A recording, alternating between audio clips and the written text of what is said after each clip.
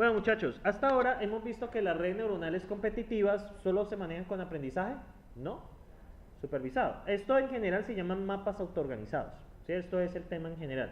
Ya el tema se remata con los mapas de Cohen, pero como expliqué, pues solo queda una clase. Entonces solo decidí darle la introducción. Bien, muchachos, quizás para el próximo curso de redes neuronales sí lo hago. Bueno, el aprendizaje supervisado es la misma cháchara, pero hay una diferencia. Bueno, esta es la regla de aprendizaje. Ahora, lo que nosotros vamos a hacer, que es lo mismo, ¿cierto? Vamos a cambiar la fase de aprendizaje. ¿Qué vamos a hacer? Si la neurona ganadora es la que nosotros queremos, nos acercamos a la entrada.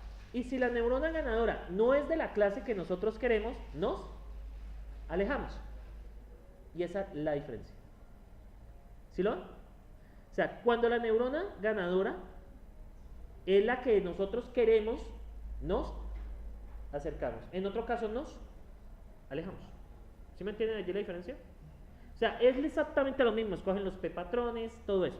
Sino que aquí ya vamos a considerar también a quién. A la salida. Entonces la salida nos dice qué clase es. Entonces, por ejemplo, si metimos una entrada y nos dio la clase que es, ¿qué hacemos? Acercamos la entrada, acercamos el peso ¿a dónde? A la entrada. En otro caso, ¿qué hacemos?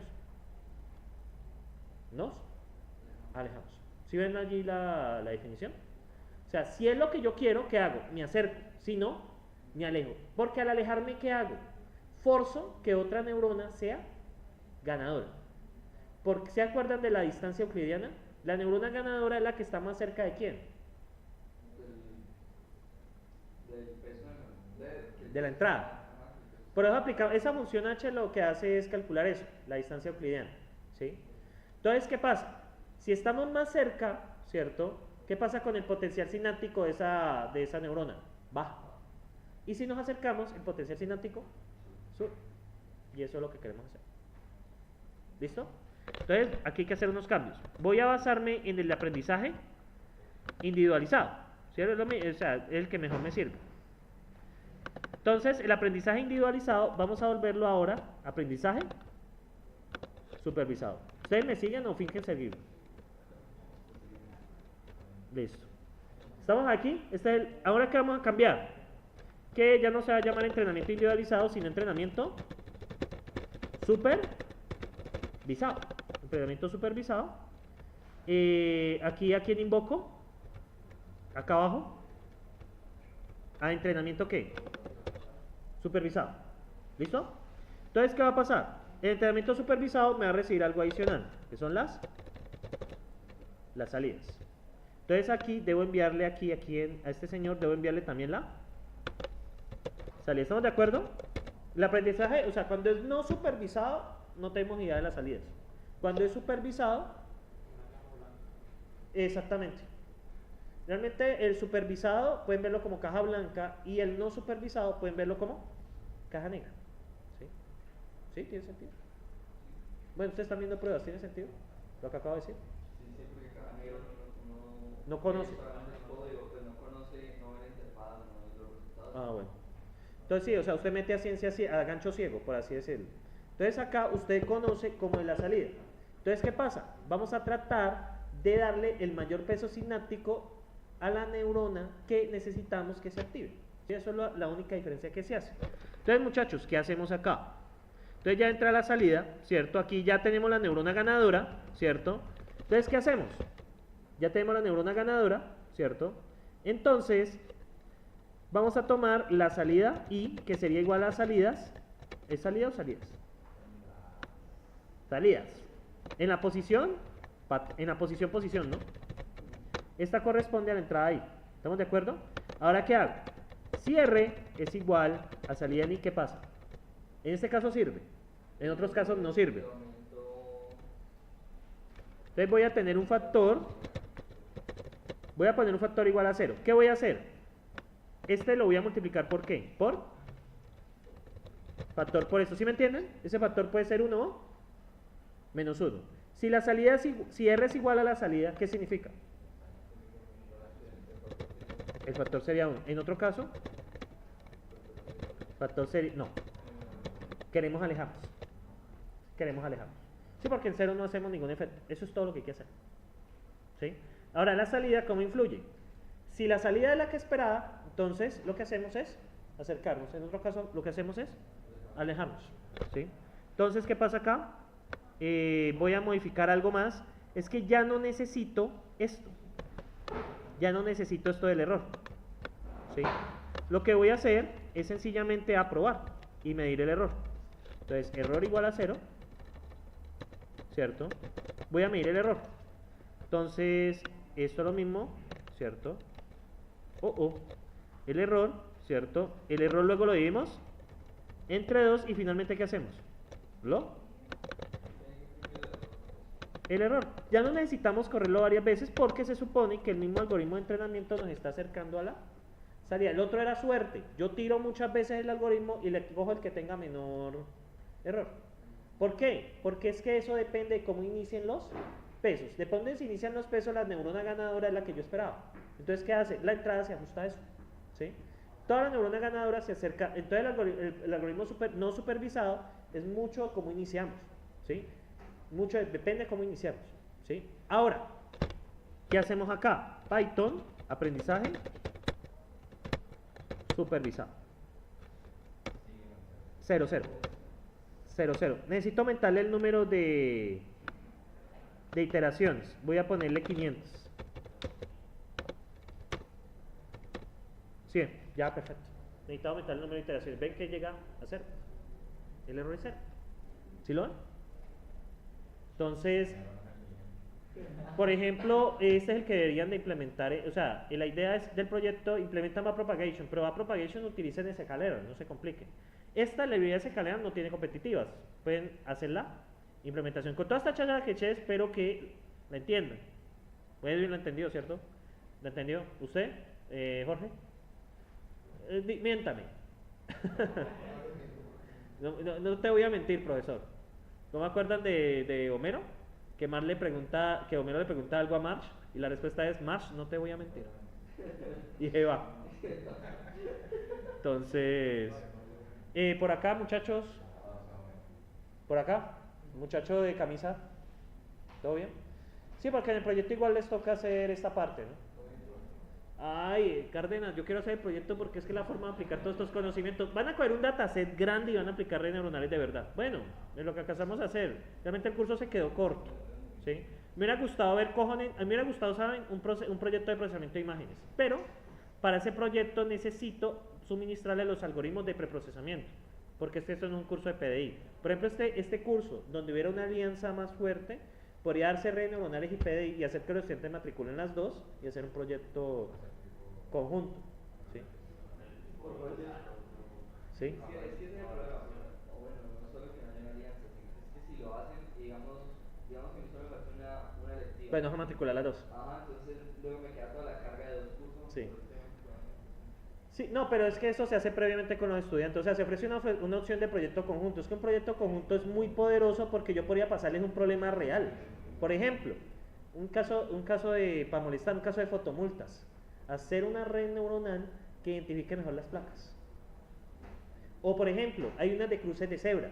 Para identificar si realmente se pasó la cebra. Hacerlo de forma automática. ¿Sí?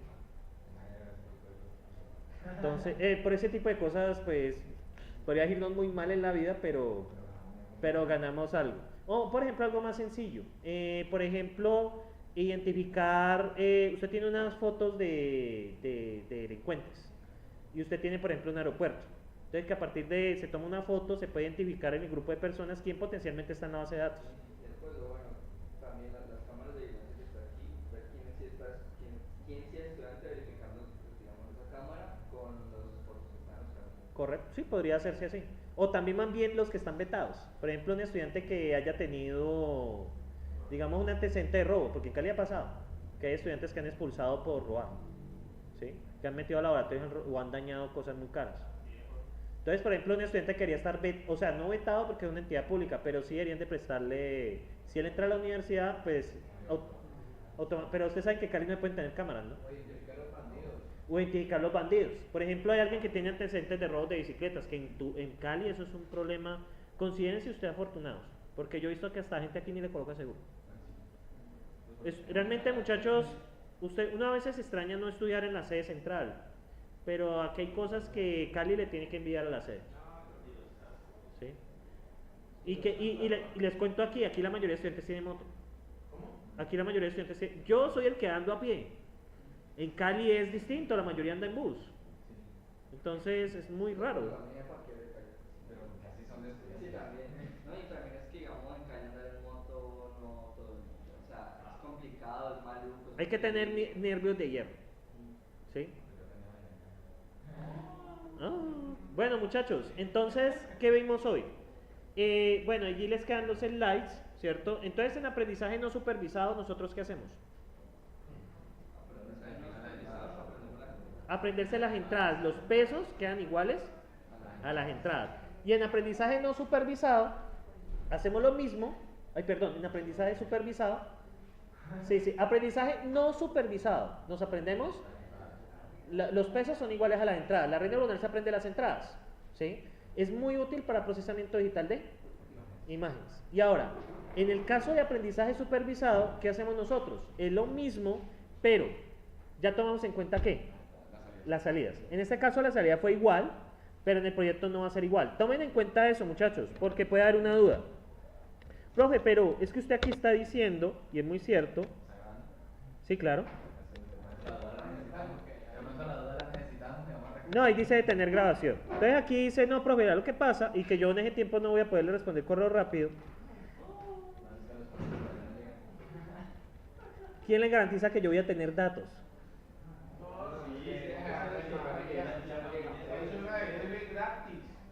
Pero mira que increíblemente no. Ya les voy a contar algo. Increíblemente no.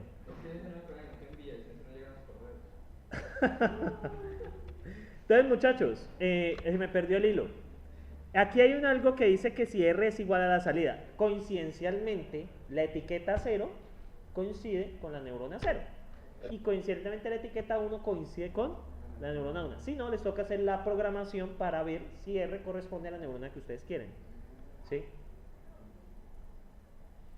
¿Estamos? ¿Preguntas, muchachos? Por lo menos en aprendizaje no supervisado me causa como un poquito de confusión. Es que igual usted usa la salida, o sea, para encontrar el error y decir qué peso se queda. No, sino que yo lo que, eso es o sea, yo pruebo muchas veces y me quedo con la mejor. O sea, yo nunca me estoy comparando con la salida. O sea, para entrenar la red, ella lo único que hace es parecerse a los pesos. No, o sea, para entrenar la red no, pero al final para escoger los pesos sí. Porque tengo la salida. Pero normalmente no podría hacerlo. Entonces, si uno no la tiene que hacer. Se queda con lo que es. Sí, se queda con lo que es. Lo que hace es repetir muchas veces el algoritmo y ya hace un análisis. Sí. Eso es lo que la hace ineficiente. Ahora, ¿para qué sirven estos entrenamientos no supervisados? Porque si uno se quiere aprender la entrada, ¿cierto? Entonces ya el algoritmo cambia. Por ejemplo, ya los pesos no son tan aleatorios, sino que tienen cierta forma, ¿sí? Y el algoritmo de entrenamiento, la idea es aprenderse una imagen, ¿sí? ¿Para qué? Para poder reconocer patrones. O sea, las redes neuronales competitivas, realmente de ahí sale la red de Kohonen. ¿Qué es la red de Kohonen? Ponga muchas neuronas en una rejilla, ¿cierto? Y ya ahí aparece el concepto de espacialidad. Hay una red que es vecina a la otra. Aquí hasta ahora no hemos visto eso, sino que el delantero de Kohonen para que vieran la aplicación de estas redes neuronales competitivas con aprendizaje no supervisado. Realmente lo que ustedes necesitan allí es poder resaltar algo, pero ¿y de qué depende eso en ese caso? De la función de vecindad. Esa función de vecindad que yo les presenté es la más sencilla. La usual es una gaussiana. Es una distribución gaussiana, ¿sí? La más usual, entre 0 y 1. Entonces ya depende de qué distancia estés, se le da un valor. O sea, la entrada de la función gaussiana es la distancia que tú estás de la... suele ser distancia Manhattan o distancia normal, a la que tú estés. La aplicación de estas redes neuronales competitivas no supervisado es el reconocimiento de patrones. Ahora, el reconocimiento de patrones cuando uno tiene salidas. Ahora, la supervisada sí es para entrenar, o sea, es lo mismo que va a propagation. ¿Sí? Aprenderse una relación entrada-salida. ¿Sí? Obviamente yo aquí la probé con un AND de 2. ¿Sí? ¿Qué pasa si yo meto una AND de 3, por ejemplo? ¿Sí? O sucesivamente. ¿Sí? Entonces, preguntas allí, muchachos. Ahora, y el número de salidas es igual al número de clases. Como es un clasificador binario, tiene 2. ¿sí? Necesito una que me represente 0 y otra que me represente 1. No funciona si una es 0, 1 porque la teoría te dice que al menos se debe activar una de salida. Si tienes apenas una neurona de salida, ¿qué pasa? ¿Cuál es la salida? Siempre es 1. Eso puede ser pregunta de parcial. ¿Qué pasa si en una red competitiva yo siempre tengo una neurona? La respuesta es esa neurona siempre va a tener valor 1. ¿Por qué? No, no es que sea la más adecuada, es la única. O sea, la teoría te dice que solo se activa la red que tenga mayor potencial sináptico. El potencial sináptico está dado con la cercanía a la entrada, que es lo que hacen esas fórmulas del principio. Soy una demostración, no voy a entrar en eso, sino sencillamente esas fórmulas garantizan que sea la que sea, qué tan cercano yo estoy a la entrada. Entonces, la que tenga mayor potencial sináptico es la que yo siempre activo. Entonces, si yo siempre tengo una neurona, solo hay un potencial sináptico, no tengo más opción que activar eso. Entonces, por lo tanto, para un clasificador binario siempre necesito 2 salidas. Entonces, por ejemplo, para el proyecto, si hay varios tipos de clasificación, tienen que hacer una salida por cada una de ellas. Y la idea es que apliquen el aprendizaje supervisado, porque el aprendizaje no supervisado para dataset no sirve. ¿Sí? Esto es para reconocimiento de patrones, útil especialmente en procesamiento de imágenes. ¿Sí? Listo, mira, esto debería salir un taller con una imagen, apliquen cojoning, intenten reconocer formas, esa es la idea, esa sería la idea. Pero muchachos, no hay tiempo para eso.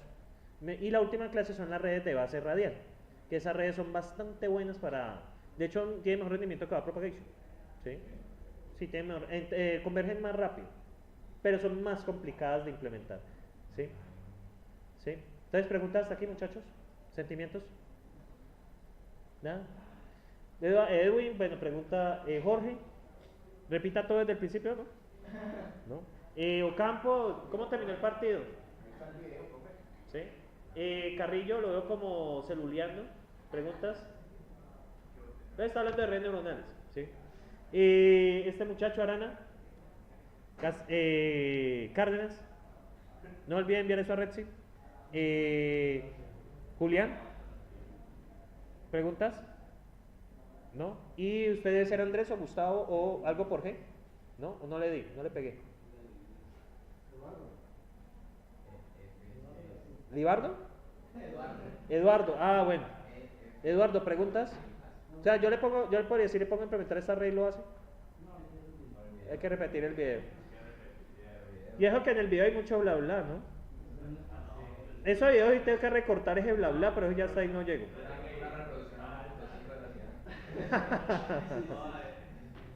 Debe ser muy chistoso escucharme a punto 5. ¿Sí? Bueno, muchachos, entonces